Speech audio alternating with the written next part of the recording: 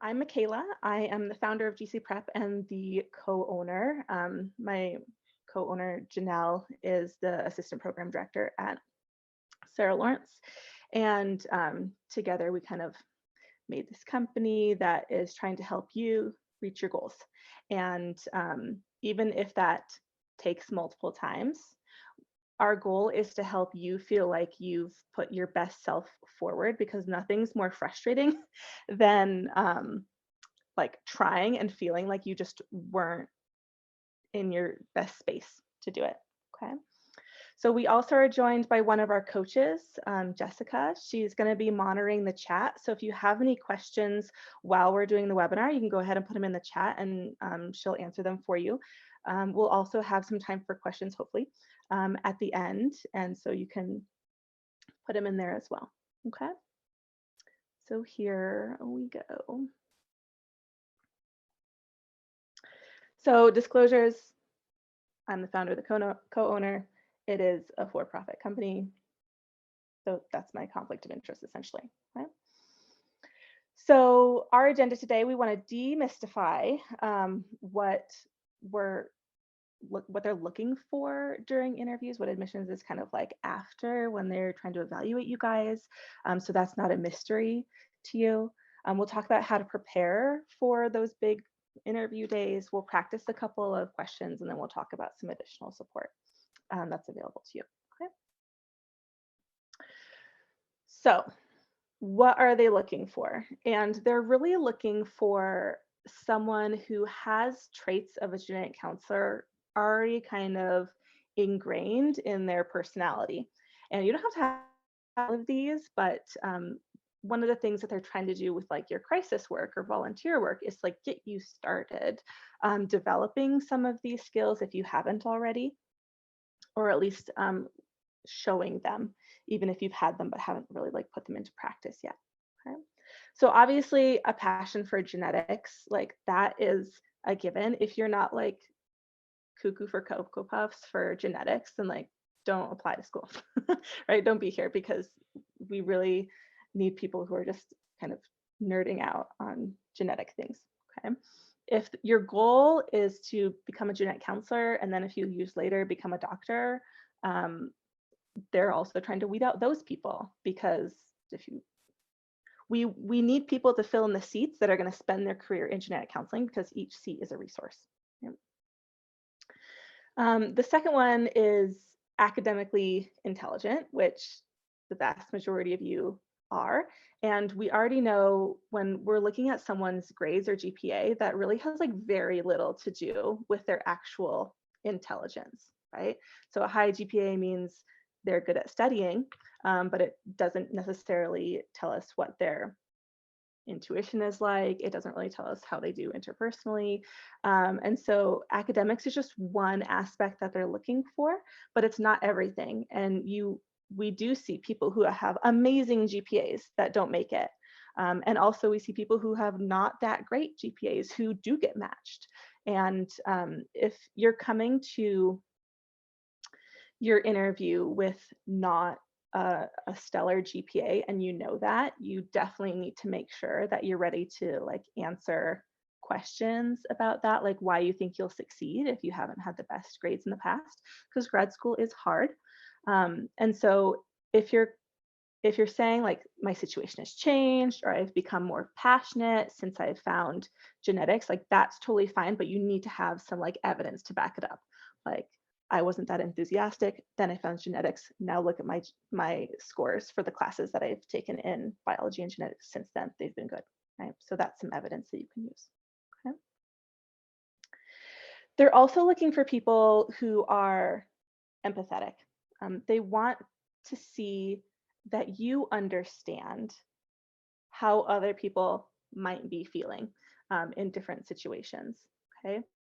They want to see that you understand that people have wants and needs that are different from yours, and that like might not make sense to you given your background. And again, that is one of the reasons why they have you do crisis work. And they're definitely going to ask you questions that they're hoping to see how you analyze not only your own thoughts and feelings, but other people's thoughts and feelings in that situation, because they want to see if you're empathetic. Do you care about other people? Do you understand how they're feeling? Do you, even if you don't, do you have their best interests in mind? Right. And so making sure that our answers are tailored to show your empathy is pretty important. Okay. So when you're preparing for your interviews, think about at least two experiences that you've had from your crisis work, from your interpersonal interactions with families and friends, with really any experience that you've had in your life. And think about times when a situation that was really like demanding empathy arose, and like what did you do? Like, were you successful in navigating that and providing the empathy that was needed? Were you not successful, right? Because sometimes we just like totally miss it, and that's okay.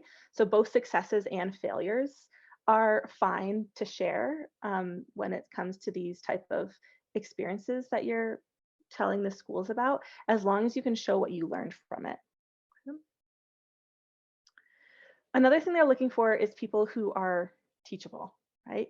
We can have individuals that are extremely qualified, their grades are excellent, they've got a ton of volunteering, they've got a ton of everything, but when you're talking to them, they can seem really rigid, or their their ability to learn or like accept being taught is lower. And so it's great to have confidence, and I want all of you to have confidence. But arrogant answers or like overconfidence will not sit well with the interviewers. So there is like this balance of being able to take constructive criticism, being teachable, that they're really looking for, because the people that are interviewing you are going to be your teachers. So not only are they trying to suss out like, will this student kind of pick up what I'm laying down as far as the information that they need to know to become a genetic counselor? But you should also be looking at them as, this person is going to be teaching me. Can I learn from them? Do I feel comfortable learning from them? And sometimes you'll meet counselors where the answer is no, right? And that should go into your integration of, is this the right school for me? Okay. So when we're thinking about this aspect of approaching interviews, again, think about all the experiences that you've had, and think about a time when you really had like no idea what to do. There was like nothing and you were really at a loss. Think about why that was so confusing, or what was kind of stalling your brain, and then what you did about it. Like, how did you get out of that situation? And hopefully the answer isn't, I ran away, because that's not what they're looking for. They want to see like what you did when you were in like a panic mode of not knowing what to do, and then how you kind of worked your way out of it. Because those situations are where we learn something, right? And you can show that you're teachable, or that you kind of ingrain something you learned at that moment, if you can kind of share that and remember, like, this was a rough experience, but I got through it, even when I wasn't sure what to do. The next quality they're looking for is someone who is brave. And that doesn't mean that you have to be like extroverted or outgoing. It doesn't mean that you have to be like loud, but it does mean that you have to have enough backbone to stand up in situations when injustices are happening, especially when the well-being of your patient is involved, right? One of the key kind of pillars of genetic counseling is being an advocate for our patients and other people who need us to advocate for them in the medical field. And so oftentimes it is the counselor who needs to stand up, sometimes to other medical professionals, and be like, that's not okay, that's not the right way to handle this, or I'm concerned about this course of action because it removes my patient's autonomy. And so even if that is extremely uncomfortable for you, I know it is for me often, because I do not like conflict at all. I try to avoid it as much as I can in my personal life. But there are times when you just can't not say anything, right? And so as you prepare to show this in your interviews, do think of at least two experiences when you did have to handle a conflict, or do something uncomfortable, or stand up for someone when it was really out of your comfort zone. Like, how did it go? How did you feel after? How did the other person take it? Like, Just think about how you mentally process that both before and after. Okay. And the last one is being insightful. Um, Insight is your ability to analyze a situation, right? And not just the facts. It's analyzing what your thoughts are, what you're feeling, and what your patient is feeling, and what they're trying to like communicate to you, sometimes even without words. Um, a lot of applicants get bogged down in the details of what happened in their story, like the facts, and they're trying to like specifically describe the situation, um, because that seems safe, like that's something that you know how to do, right? You know what happened, so you can describe it. But really, programs don't care what the hell actually happened in that situation because all of your experiences are different. What they care about is your ability to analyze what happened. Like, are you able to describe this was the situation, short facts, right? Just very slim details, right? Only what's necessary for context. And then be able to describe, I was feeling this way about the situation and that was uncomfortable, or I felt whatever. And this is what I was noticing from the other person. And this is, what I did to move forward. And then our rapport got better. So we really want to see your ability to be insightful about what other people are thinking and feeling, and how to move forward with what you're talking to them about. Okay. We will look at some questions later on and talk about how to dig deep and move to the level of insight that programs are looking for. Okay. So we talked about this, or mentioned this a little bit earlier, but like the school is interviewing you, but you are also interviewing the school, right? Your next 2 years and your happiness kind of depends somewhat on picking a good school for you. And you do have some control over your rank order list. If you get interviews at more than one places, you will get to put them in an order of what you like the most. And there's a lot of different ways to rank the schools. Financial is a big one. Location is a big one, of course. But there's more than that.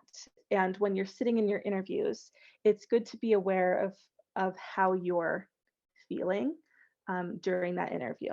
Okay. Of course, nerves are probably going to be there. You're probably going to feel nervous, and that's okay. We can accept that emotion, and then we need to look beyond it. Um, Sometimes you'll talk to someone and you're just really uncomfortable with them for some reason, right? Why is that? Are they making like microaggressive comments that are racist? Are they saying things that are just really uncomfortable, or maybe they're the way they're talking about things or describing things really doesn't make sense to you, so they might not be a good teacher for you if the way that they describe things is not making sense. And for other people, you can like really be vibing with them. You get into a conversation, and that's how you know an interview is going well, if you're enjoying the conversation and it doesn't seem so much like question answer, but you're actually talking about things, and having a back and forth. Those are like, if you can achieve that in your interview, that's perfect. Okay. So if you do start vibing with one of your interviewers, then that is usually a good indication that they're thinking highly of you. You might be feeling highly about them. And so your chances of matching there could be a little higher. Another thing to think about is, what could I learn from my interviewer, right? What's their specialty? And if they have a specialty that's like really unique, for example, and you're interested in it, like ask them about it, right? Find out what they do each day, and see if that's an opportunity for you to explore more about a specialty that you're interested in. Also, if you do have an opportunity to meet with current students, like the first or second years, I would strongly recommend that. Strongly. If the current students aren't happy, like that's a red flag, right? If they're not having a good time, if they have complaints with the program. And again, this could require you to look beyond the words and just kind of see what's going on with their body language or how enthusiastic their face looks when they're talking about the program. But you can get a really good idea of what the environment of a program is like from the current students. And also, if you're able to talk to them, you might find out a little bit more about the people who are interviewing you as well, which can be helpful. Okay. So in general, how to prepare yourself. Um, do some research on the people who will be interviewing you. Typically, you'll get a schedule a couple days in advance of who's going to interview you, so you can look them up on LinkedIn and social media and Google Scholar to see if they have any papers, the NSGC website, and just see kind of what their specialty is or what they've been researching, if anything, and then you can develop a question or two for them. It's not specifically required that you ask those types of questions of your interviewers, but if you have one that you legitimately have for that person, then that's great. We also want to brainstorm your poignant experiences from your life and your volunteer work and your crisis work and shadowing, okay? Identify your emotional process, define your role in the situation, and what you learned and how you improve the next time, because that's kind of the strongest thing that you can show an interviewer is if you have had two similar situations and the first time you like didn't do it very well, but you have a story when you did it the next time and you did it better, right? That growth they really like to see. So if you have something like that, perfect. Definitely make sure you're really thinking about that one and how to describe it well in your interviews, because that growth is excellent. You definitely need to make sure that you have 2 or 3 experiences from your crisis work like on board and ready to talk about when you go into interviews, because you might not get the exact same questions, but if you know your experiences well enough and you've thought about them in advance, then you can tailor bringing them in to different forms of questions. And if you don't have things that you've learned from your crisis work, like that's going to be really suspicious to the interviewers, right? Because they're sending you there, they're requiring this so that you do learn things, and so you can develop insight. And so if you're not able to talk about what you gained from your crisis work, then that's going to be a big red flag to them that there could be a lack of insight, and that's it's hard to teach people how to be insightful if they really have like no inkling of it at the beginning of grad school. Okay. Another thing is centering yourself, which I don't think I can stress enough how important this is. When do you feel the most like you? And how do you find yourself again? Is it through meditation? Is it through breathing exercises? I like to have a one-person dance party in private before I do something big, right? Or like a song that I just like really like right then, and it puts me in a good mood. And then I'm like, okay, I'm here, I'm present. Power poses, like whatever is good for you and makes you feel confident and good, do that right before your interviews. So in the 20 minutes before your interview starts, like I don't want you to be like poring over your notes and like frantically trying to like read and memorize and things like that, because it's not the point of this. That's not going to be a successful tact. You know, you should be familiar with your experiences and have thought about how meaningful they were to you ahead of time. And it's okay to review your notes before, but in the last, 20 minutes before your interview, do something that reminds you of you. Do something where you can really feel your own power, even in a stressful space.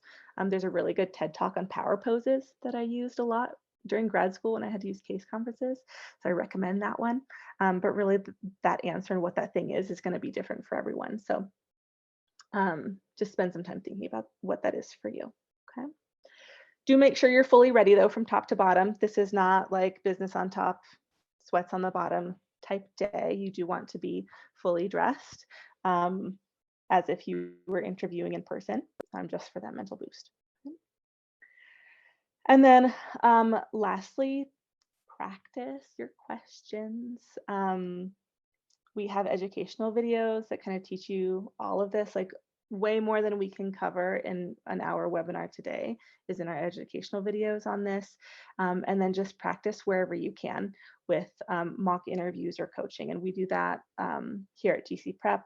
You're welcome to have your family members ask you questions, though they may not be able to guide you on how deep the insight was if they're not genetic counselors.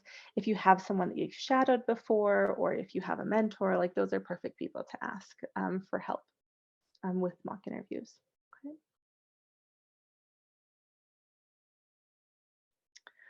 All right, so let's talk about some common questions. Okay. It's pretty much guaranteed that you're going to be asked these three, probably multiple times by different people, because for most of you, when you go and have an interview, it'll be with more than one person at each school, right? Just so more than one person can get a sense of who you are and if you'd be a good fit for their program. And so if we have like practiced, prepared answers for these that can help you just start out on the right foot in your interview. But when I say practice and prepared, I don't mean necessarily verbatim, right? There's a difference there. So those three are: tell me about yourself, and why do you want to be a genetic counselor, and tell me about a time when you were in conflict and what did you do. Okay. So let's break those down. This is a busy slide. So we'll just start over here. Tell me about yourself is a deceptively hard question, right? Or do they want to know about your family structure? Do they want to know where you grew up? Like, what are they asking about? And we're not looking for your life story. We're not looking for you to really repeat your CV. What they are looking for is for you to kind of like stay focused and highlight some of your like qualities and skills that would make you an excellent counselor, right? So sometimes people think of this as their me in 30 seconds. For other people, it's like their elevator pitch. Either way of thinking about it is fine. If your application paper had like a single idea or a theme that you really wanted your interviewers to know about you, then that should be part of your me in 30 seconds here, okay? And so to put this together, do a brainstorm of your qualities and skills, and that could be that you're hardworking, empathetic, open-minded, enthusiastic. Talk to people who care about you, like your family members and friends, and ask them what qualities they think of when they think of you, right? That's a good way to get some feedback on yourself. But make sure you ask people who like really care about you. This is not a time to ask like a frenemy about these things, okay? And then you also want to pick a target for your future, and that could be a specialty. It could be a movement within the genetic counseling field that could be involved in policy. And you don't have to stick to that, obviously, after you graduate. They just kind of want to know what you're interested in and what direction you're pointing, essentially, into the field. Okay. So we have a couple of examples. And when we go ahead and read this, the red is representing qualities, the yellow is representing things that are important to that person, and the blue is kind of a goal. And I did modify this from someone that I was doing a mock interview with recently, so if they're present, thank you for this. But this is just somewhat of a template that you can use to get an idea of how to bring in these qualities and things that are important to you. Okay. So I've always been a pretty driven person academically, but I didn't really get excited about any course of study until I found genetics. And while my initial background was in cytogenetics, I just felt like something was missing. I felt like the science was too distant from the patient, and I wanted to be more involved. When I found genetic counseling, I knew it was a profession that would keep my mind engaged while also allowing me to use my passion for advocacy and patient care. And that was confirmed to me in my shadowing experiences. At this point, I'm ready to apply my active listening skills and enthusiasm for social justice in medicine while in grad school, and I hope to land in prenatal after graduation. So that was very short, but it told them some qualities that you had, some things that were important, and where they wanted to be in the future. Okay. Other ways to do this, got some others here, for example. Here's another one. I think the thing I'm most known for among my friends is my ability to connect with others, even when we haven't known each other for very long. I have a passion for hearing people's stories, and growing up, I always knew I wanted to do something where I could intervene at a stressful point for them. So when I found genetic counseling, it all clicked. When doing my crisis work, I really enjoyed being a support when their world was crumbling, and that felt rewarding to me, even though it was really hard. I'm not sure exactly where in GC I'll end up, but I know I want to be in the clinic to develop rapport with patients and advocate for their best care. And that's where I'll thrive the most and find the most fulfillment to use my empathy skills. So that one was very focused and was really highlighting a person's like ability to develop rapport with others and being very social. Like I wrote that one thinking about one of my good friends from grad school. She's extremely social and now she's a program director, and all of this like is very kind of describes her. So this would be a great me in 30 seconds for that person. Another one you could do is, or another example here. I think the main thing to know about me is that I've been through a lot. So I know how to do hard things. I've been a new immigrant. I've learned a new language. I've faced racism and discrimination. And honestly, at many points, it would have been easier to take a less challenging path for school and my career. But I didn't. And I kept pushing. I kept pushing myself and I stayed dedicated to my goals, and I achieved each one of them. I know that grad school will be a challenge for me in many ways, but I'm motivated by the goal of being able to provide genetic counseling services to underserved populations, especially racial minorities. After graduation, I want to get involved in some of the policy making at NSGC to continue to improve access to genetic services and equitable healthcare. And so that one, that me in 30 seconds, kind of represents someone I worked with last year who did end up matching. Those were some of her goals and some of the things that she had been through. So that tells us a lot more about you as a person and gives your interviewer kind of a place to start from with some things that are kind of critical for you, rather than just being like, well, I graduated here and I grew up here and I'm excited about genetics, right? This is more specific and focused. And this is an answer that you should practice a lot, okay? I don't want it to necessarily be verbatim. I don't want it to seem like you're reading a script, but practice it enough so that you can say it casually and you can change the cadence of how you're talking and have it still seem like it's coming out normally. Okay? Another question, why do you want to be a genetic counselor? And to help people is not a sufficient answer, right? Like when we really get down to it, that's at the root of why most people want to become a genetic counselor, and that's fine, but it is not a complete answer in and of itself, okay? If we just leave it at, well, I just really want to help people, it's too basic. So we need to show them that you understand that you want to help people for a specific reason, and that being a genetic counselor will facilitate that specific reason. Okay.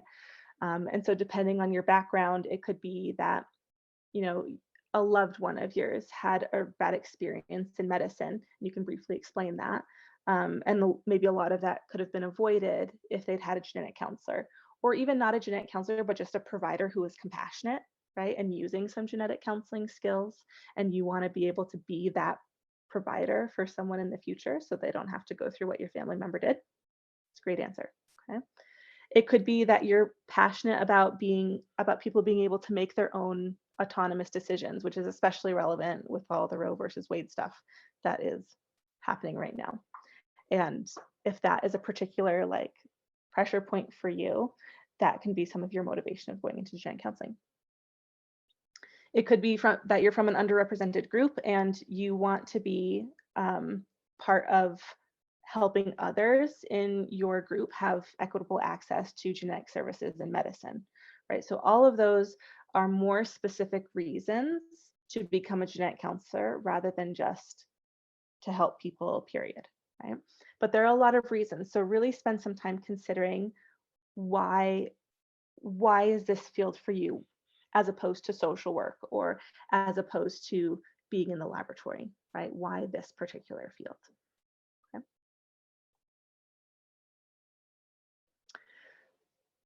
Another one here, tell me about a time when you were in conflict and what did you do? And this can also be worded as like, tell me about a time when you were very uncomfortable, right? That's another way that they might put that. And this is a really important question for them to ask because grad school is going to require you to be uncomfortable. You will have many uncomfortable situations as a student as you're like practicing your genetic counseling skills. And oftentimes when you practice them, you will do them badly, like so that you learn and do it better the next time. That's normal. So they really want to see when we put pressure on you as a student, how are you going to take that? Is it going to be a deer in headlights moment? Are you going to crumble? Like, how do you manage these uncomfortable situations? And this is a really good time to have like some story, some experience that you've really thought about just on deck to talk about. And it's fine if you were successful in that situation. And it's also fine if you failed in that situation that you're sharing because they want to see what you learned from it. So if you are showing a failure story, you can follow it up with, I learned XYZ. And then I got a chance to practice them again. And I feel like if I were in this situation again, I would try thing A, right? And as long as we're showing insight and growth from these experiences, that's what they want to see, regardless of what the specific situation was. Okay? So as you think about these experiences and as you describe them to your interviewer, the premium is going to be on your mental and emotional processing of what that situation was. We want to know what action you chose and why, and what the effect of that action was on yourself and the other people involved. Okay? We also want to know what lessons you learned, of course. Okay? Again, programs love growth. So if you have a story that shows you getting better at something, it shows what you've learned, it just shows an increase in knowledge, all of that is perfect for these types of questions. So those are kind of the three big ones, but there'll be plenty of other interview questions that we haven't talked about. So as you go through and process the experiences that you've had, how should we be breaking it down? Like what's a basic answer and what's a good answer? And in the past, when I've talked to Janelle about this, and again, she's the assistant program director, so she has some experience with patient or student answers. It really comes down to applicants that describe what happened versus applicants that described how it happened versus applicants that described why it happened. And hint, you want to go for the why. Okay, so let's look at how these answers could be a little different based on the level of insight that's shown. And again, this example is taken from someone who I was working with recently, so thank you for this example if you're attending. Okay. So the question is, can you tell me about experience that you had in crisis work or shadowing that stands out to you? So it's very open-ended, right? So it's good to have these experiences prepared beforehand. So if you do get an open-ended question like that, you're not like floundering to think of something right off the bat, okay? So a basic answer, which is only focusing on what, is, I saw a case with a child with delays and the mom had a few other pregnancy losses. It was a really hard case because of the language barrier and needing an interpreter, but it was still super interesting. Right? That answer will not be impressive. It just described what happened. It's not wrong, right? There's nothing that's not factual about that, but it really tells your interviewer like nothing about you, right? They don't know anything about what your brain skills were analyzing the situation. Okay, so this is actually the least important information about that event. Okay? So a better answer, the one that still lacks depth, would be focusing on the how. Like I saw a pediatric case that was challenging because of the language barrier. Even using an interpreter was going poorly because the patient spoke a dialect that they were less familiar with. I was feeling stressed just watching, but the counselor remained calm and just communicated the most basic ideas through the interpreter and got the patient to a decent level of understanding. But I also got to see how the genetic counselor works within the whole clinic team in discussing testing, and so that was interesting. So that's a little better, right? We're seeing the how of how that genetic counselor handled that session, right? We see that they remained calm and that they communicated like on a super basic level, like super basic concepts. So that is more than what we got when we're only describing like what happened. But it's really not showing much of your interpersonal analysis. So the best way to answer something like this is kind of the why of what happened. Why was it interesting? Why are you still thinking about the session? So in this example, I sat in on a session that ended up being really stressful for me. It was a pediatric case, but there was an intense language barrier because the patient spoke a rare dialect that the interpreter wasn't super familiar with. And even though the counselor was very calm, I was getting stressed about the communication issue. And I could see the patient was extremely withdrawn. And I was actually really worried if she was understanding the information in a meaningful way. I'm not sure exactly what I would have done in that situation since I'm not a genetic counselor yet, but I feel like the counselor was a little nonchalant about the whole situation. And that case really stuck with me because I wonder if that was the best patient care, right? This is a much more insightful answer because they've analyzed how they felt, how they were thinking. They observed how the counselor was acting and their own reactions to how the counselor was behaving. And they also analyzed, what the patient was giving them, which was not much. That patient was extremely withdrawn, which is not a good sign in a genetic counseling appointment, right? And there can be a lot of reasons why a person is withdrawn. And they don't necessarily expect you to know all those, but noticing that patient's body language, noticing that something seemed off is far more insightful than the previous two ways to describe the same situation. Okay? So as you think about your experiences, try to really dig down and put yourself back in that scenario and try to feel again what you were feeling then. And that is going to be the best way to kind of approach these questions. Okay. So that'll be work that you do on your own. It can be very helpful when you're thinking about these experiences to work with a coach or a mentor who can help you pose some of these questions, who can help you start considering your experiences the way that a GC would. So you can get a head start so you don't have to do that reflection by yourself if you're struggling. And we do that again at GC Prep, but if you have a mentor outside, then definitely go over those experiences with them.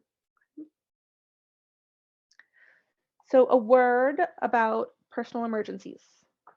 So if something unexpected happens before interviews, like if there's a death in the family, or if you were in a car accident and are fine but are just like really shaken, or if you experienced a home break-in, the night or two before, something like big happened and you just really do not feel like yourself that day, it's okay to let the interviewer know that, right? And it's not an excuse. You don't have to feel like it's not like you're begging them to match you or anything. But if you're really not feeling like yourself because of something very unusual that happened, that's okay to acknowledge it and just let them know, this happened recently and I just haven't felt quite like myself since then. So I'm feeling a little off today, but this experience is really important to me. And that honesty is going to develop some rapport with your interviewer, and I think it would actually have a positive reflection on you, even if you're not feeling like you're firing on all cylinders. Okay. Do not do that. Do not use that if it's like something that's just annoying that happened, like if you dropped your coffee or like you tripped or you got a bad grade on a test the day before. Like this is not for trivial use. Or like waking up on the wrong side of the bed. This is something very important or very big in your life that's just happened and timing is sucking, right? That's when you use this disclosure.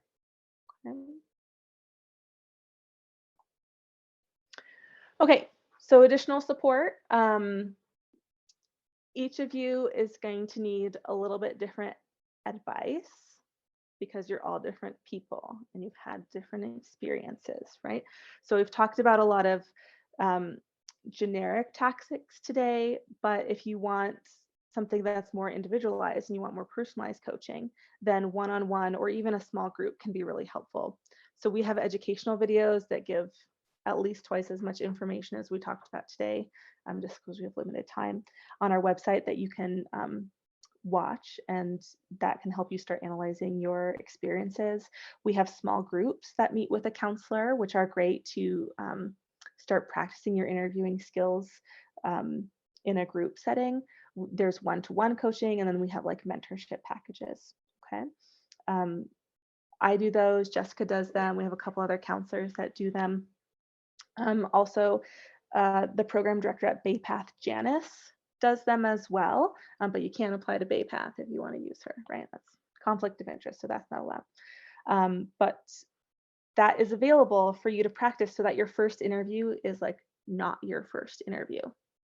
Interviews tend to be like pancakes or like first children, like the first one's always kind of weird.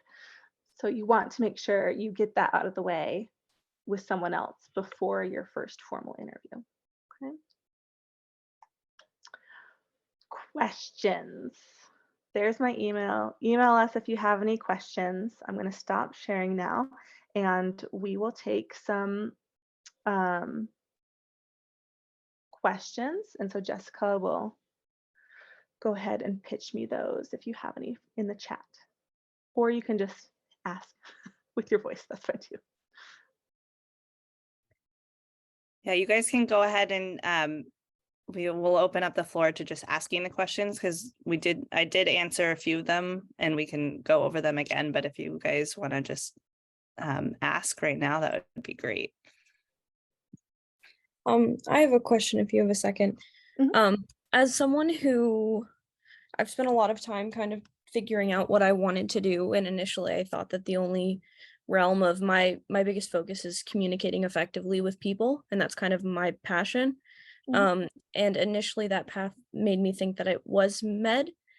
And so kind of in my interviews, and I'm not gonna necessarily like bring this up, but if it does come in kind of naturally, I was thinking about designating the stark differences between what genetic counseling is and what it means versus what kind of the traditional like MD-DO route means, and just kind of what those differences mean to me and what I saw and why I pursued genetic counseling instead. Is that like a red flag, or do you think that that like something to avoid at all costs? Or No, I don't think so. There's quite a few people who really were interested in the genetics and how the body works, and so they thought they wanted to be doctors at first, and then just the more moving into that field or investigating it, you kind of realize like doctors, their primary role is not so much to communicate with patients, right? Their job is to make the body better. And so every so often you'll find a doctor that does a good job communicating, but there are constraints on their time which make it so that they can't communicate as much as they want to sometimes, right? And that is a totally legitimate reason to pivot from something like medicine to genetic counseling, where our whole job is to talk, pretty much talk and listen to our patients. And that's kind of why we have time carved out. So that's totally legitimate. If your kind of forte is being able to communicate, help them understand, teaching, really hearing what they have to say, even beyond their words, then that's definitely a skill that you should highlight and be prepared to talk about in your interviews. Yeah. And I'll just clarify with the note that I made on this side, as I agree with everything that Michaela was saying. When I put this note in here, it was saying that you have intentions of going to med school, or you were wanting to go and didn't get in. And so what you were talking about is totally acceptable. Just don't say like, oh, I really wanted to go to med school and I didn't get in, so I'm here. Or my intention is to eventually go to med school. Those are red flags. Yeah. Okay. Let's see here. Is it possible to have a group interview with multiple applicants interviewing at a time? If so, any recommendations on how to handle this versus individual interviews? Yes, some schools do this and they suck. That's kind of how it'll be. Group interviews are uncomfortable. Um, the way to handle them is to remember that you're not in direct competition with the other people in the group interview. Okay. All three of you, like let's say there's 2 other applicants in there, all 3 of you could get matched. That's fine. It's not like each day that they're interviewing, they're like, all right, we've got 10 people coming to interview today, but only one of them can get in. No, they take the whole, everyone that's applied, everyone that they've invited to interview, and they try to look at them independently and be like, who did the best? And they could take 8 people from interview day 1 and only 2 people from interview day 2. It really is independent. So as much as you can, try not to compare yourself with the other people in the room, because they specifically don't matter to your matching potential, right? You don't have to try to one up them. But I had a group interview and they asked us a question that was essentially like, what's something that you've gone through that was like really challenging for you or like really emotionally hard for you? And the first person shared how devastated they were about failing a test. And then the next 2 of us shared how we'd lost one of our parents and how we had a family member with a cancer diagnosis. So like test girl did not look so hot in that situation, right? Because if that was the worst thing that had happened to her, that was pretty mild, right? So that's why it's good to kind of think about your experiences beforehand and be willing to open up, right? Being willing to show your vulnerable side or things that are painful to you, or being able to express your emotion about something that happened, even if it's not a comfortable emotion, is really, really, really important. We do not need any genetic counselor robots. There's no way to interview perfectly. You cannot prepare perfectly. Let that go. All you perfectionists out there, I know you're stressing out about that, but let it go. There's no perfect way to do this. Like you could have an answer where you're talking about something that you don't open up very much about because it's painful. Your interviewer is going to appreciate that. And there's going to be a rapport that develops because you've showed a side of you or an experience that you've had that sometimes you keep private and you've opened up. Okay, so that is something that I can't stress enough. Like make sure that you can be open and that you're prepared to talk about some things that potentially have been painful in the past. Next question was curious about your thoughts surrounding multiple interviewers asking you the same question and how to approach that. Would it be suggested to offer different answers each time to provide more information about yourself, or answer it similarly each time? I would answer it in a similar way, right? If you've spent enough time with your experiences and you're prepared enough that you are like comfortable in how you're going to describe these, if you feel comfortable kind of mixing and matching your answers, like it's totally fine to give different ones, but I don't want you to feel like pressured to come up with something different each time. You don't have to do that. They're not going to like specifically remember every story that you've shared, because again, the story does not matter. Your ability to be insightful about it matters. So what they're going to write down about you is not like, oh, she met with someone who has Huntington's disease.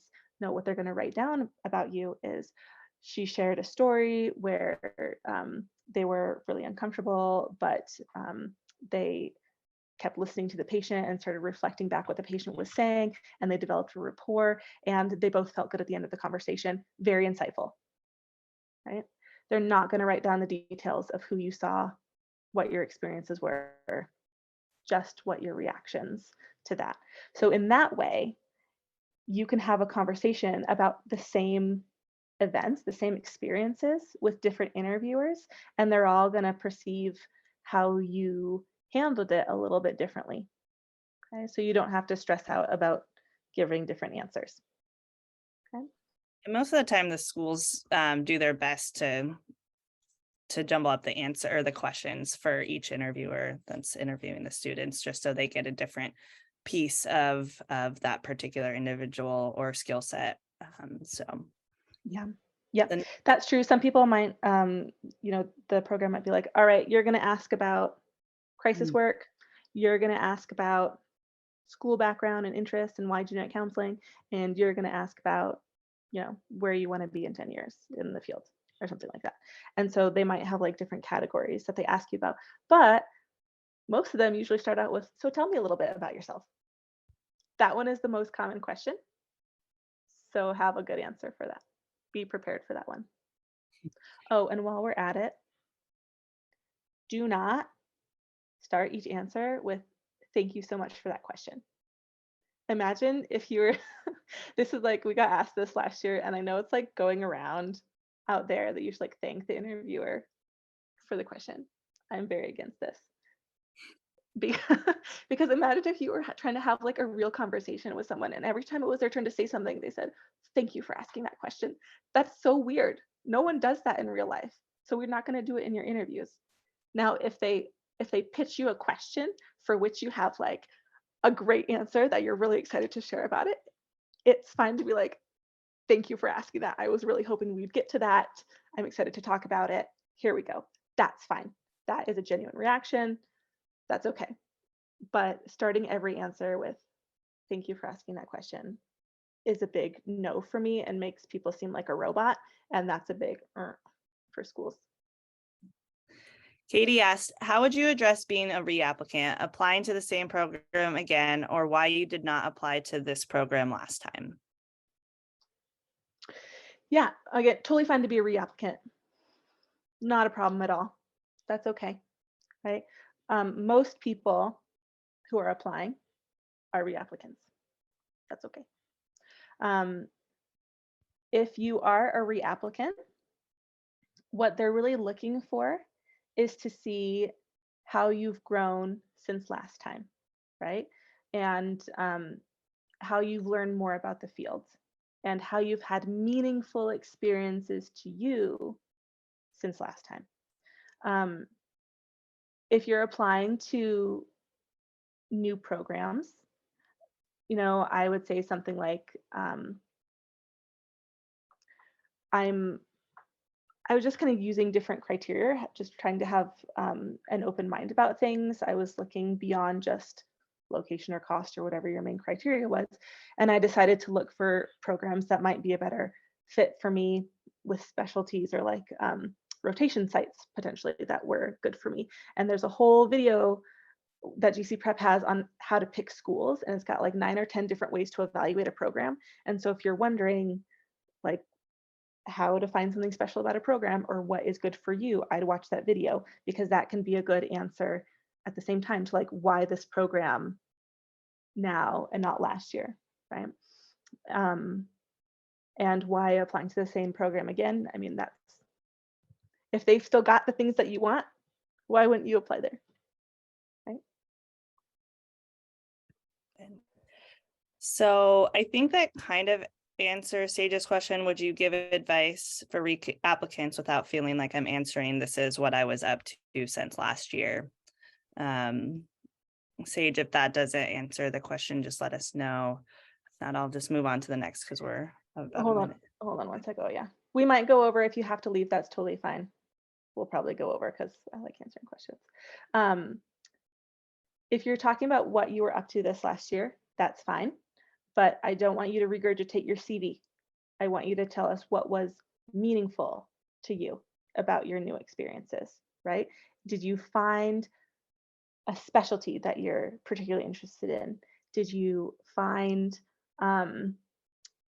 like some type of volunteer work that really developed your compassion or your listening skills or your crisis management, right? So we're really looking for not just what did you do, but how did you grow? So that's how to reframe your answer. How did you grow in the last year? Next question. Any tips on how to handle ethical dilemma questions? Are these usually specific or more vague? Sometimes they'll pitch to you like, here's a scenario. What do you do? Or there are these people in a boat and only so many can survive. Who do you pick? You know, stuff like that. That's really dumb. Usually it doesn't, usually those are not pitched only to you personally. Sometimes they'll pitch it to like the group, because usually you'll have like a group setting where they do information. And I saw somebody ask about finances. Usually you'll get financial information in that group setting. You can ask questions then about it as well. But sometimes they also might pitch you one of these like ethical questions or scenarios to the group. It doesn't really matter what the scenario is. Your answer is the best way to find out what the patient wants, right? Or if it's not a patient in the situation, like what the other people want, right? So often there is no right or wrong answer with ethical situations, and you'll have whole classes on ethics. It can be really frustrating because there's no one right or wrong answer. It's like, what is the best way forward out of all these difficult choices? And as a genetic counselor, our job is to advocate for our patients and make sure that their voices are heard. So as you think about the situation, what do I need to do to make sure that this person's voice is heard? And that is the best way to go about answering a question like that.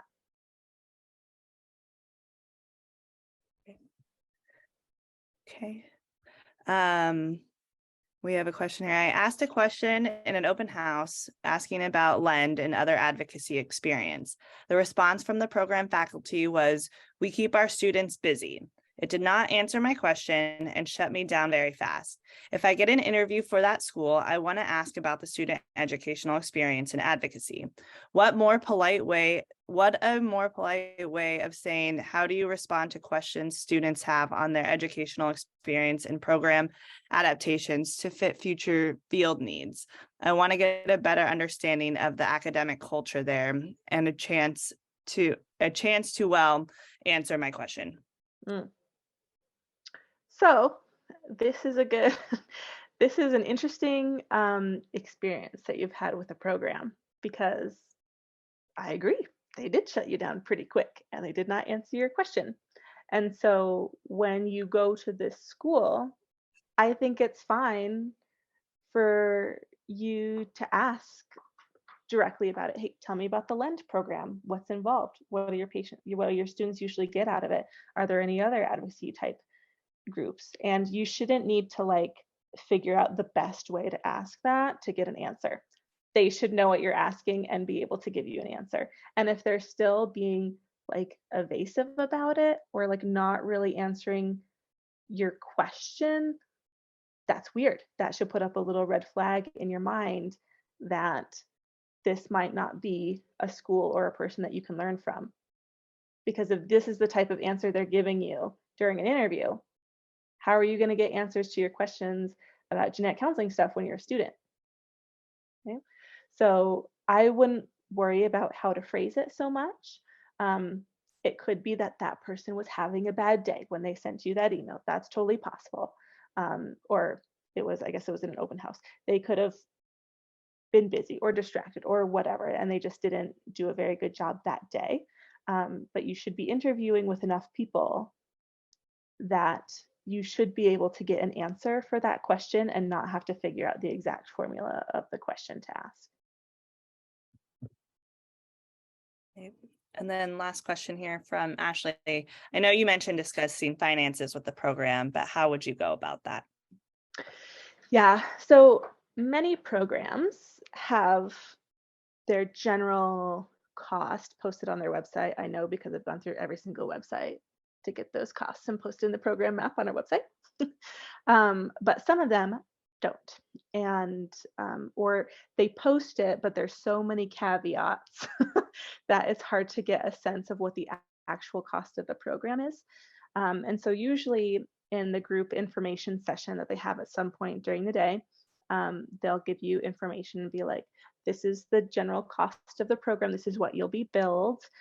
Here are things that could modify that. Here are the options for like work study or a TA position or scholarships or whatever. Here's where to apply, blah, blah, blah. So they should give you information about finances in that interview space, that general interview, because people want to know that. So that's a pretty basic thing for them to cover. If they don't, I think it's fine to bring it up. Like, I have questions about the cost of attending. Can you speak to that? And just give like a short, can you tell me about finances?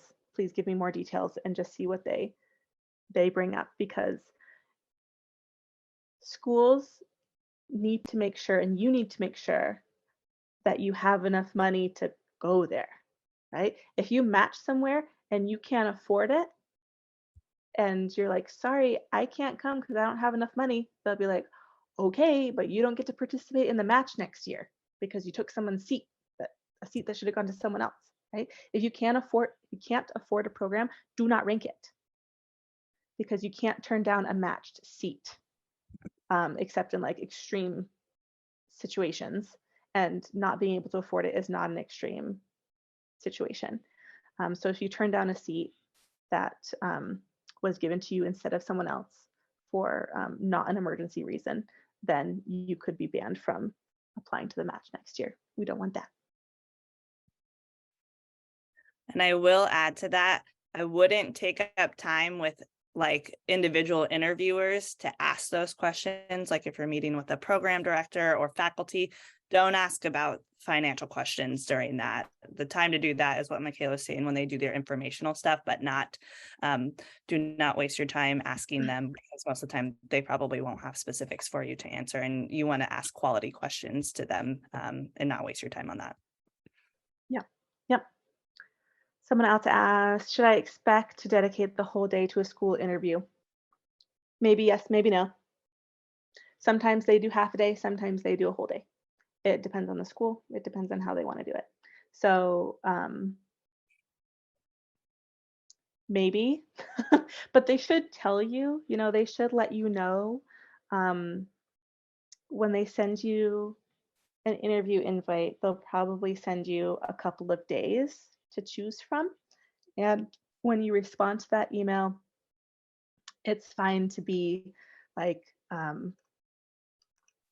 I choose this day. Can you let me know if it's going to be like 4 hours, or like what the general time span is, so I can make sure to have my schedule clear. Another question. Do you have any advice for internal applicants to a program? Like if you attended undergrad there? Is that what you mean? Carmen? I don't know if they like in a different master's program at the same university, like they have a dual. Like they have a dual degree.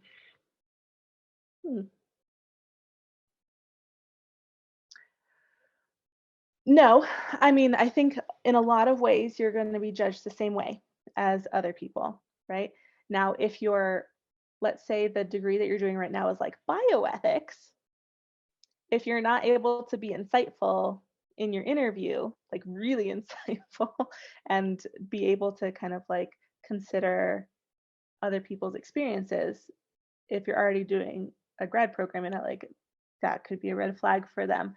Kind of similar to if you are a genetic counseling assistant right now, you better have a damn good understanding of what a genetic counselor is and be able to explain it, because if you come to an interview as a GCA and you can't clearly articulate that you understand the purpose of genetic counseling and like a role beyond like, I do this task, and this task, that's not going to be a good look, right? They do hold people who are a GCA a little bit higher standard, because you've been working with genetic counselors, you've been seeing them firsthand, so you should have a really good understanding. So that their expectations of a GCA is a little higher. And that doesn't mean you have to like worry about that necessarily. It just means that you need to make sure you got your ducks in a row of being able to describe what you've seen and what you've kind of experienced. Okay. And again, if you're coming from another grad program, you need to make sure you have your ducks in a row as far as if it's related to genetic counseling at all, or this kind of like interpersonal medicine field, then they need to understand like, why are you switching? And this is true for people who are coming from a different career as well. Why are you switching? Why genetic counseling now? And having a good answer to that, here's why I changed my course, is going to be really key in your interviews. So Emma says, I believe that a vast majority of schools I applied to are only doing virtual Zoom interviews. Do you have a time estimate of how long a virtual interview would be instead of an in-person interview? They're probably the same. Like I imagine you'll probably have like 20 minutes to 30 minutes with each interviewer, and there'll probably be a couple minute break in between those. The goal is that when the time runs out, both of you are disappointed. That's how you knew that an interview went really well, when you're kind of like bummed that that your time to talk to them is over. And it's really hard to feel that way about talking to someone when they're not feeling it as well, right? So if you're feeling it, they're probably feeling it, and that's a good sign that your interview went really well. Now, if you weren't able to accomplish that with your interviewer, that's okay, because it takes two people to develop that vibe, and some genetic counselors are just more reserved, right? Some interviewers might be harder to reach, right? And that does not mean you did a bad job. Okay, so just do your best, go in prepared, and whatever happens, happens. But as long as you know you've really thought through all of your experiences and you're confident in your abilities to describe what was happening in your brain and what was happening in your feelings at that time, then it should go fine. Okay. Let's see what else. Next question. Would we know beforehand if interviews would be group or individual? You're probably going to know beforehand. You're going to get a schedule for your day, and you know, it'll probably not, if you do have a group interview, it's probably not the only thing that you'll do that day, right? You might have individual, group, individual, right? And so they should describe that to you on your like agenda for the day. But again, if that is the situation and you show up and you're like, oh, surprise, it's a group interview here, which again, hopefully it shouldn't be. Hopefully the school should communicate that to you. But if it is a surprise, again, you're not being graded against the other people in that room. So just consider them as like comrades in arms, just trying to become a genetic counselor as well. And there's no need to feel like defensive or like you're actively competing against them. And then Shelby says, how do you ask schools about the support they provide to students? I know many GC schools have near peer mentoring in place. I'd love to also know if there are many advisors for students to go to. When I was in undergrad, I had a near peer mentoring, 2 student success advisors, my research lab advisor, and my major advisor. And I really liked having a broad array of people to go to. Yeah, great question. You can just ask, right? So the way I would pitch this is by describing your learning style and how you like to be supported, and then asking if the program has that. So the way I would do this is like, in undergrad, I found that I could be really successful and I felt the most confident in my learning because I had kind of a broad network of people who I could go to when I had a question, or when I needed some mentoring, and there were many people that I could, find answers from. And does this program have any type of like peer mentoring or pairing up with other students, or like a specific faculty member that I'd be assigned to kind of, you know, be a liaison with. How do you kind of manage that support for your students? Right. So you've given them information about you and your learning style, so they better know how to support you in the future. And you're getting your question answered about, like, is there a network in place for me? And some schools might have it and some schools might not. And if they don't, is that going to be a good place for you? Maybe not. Maybe you don't rank that school.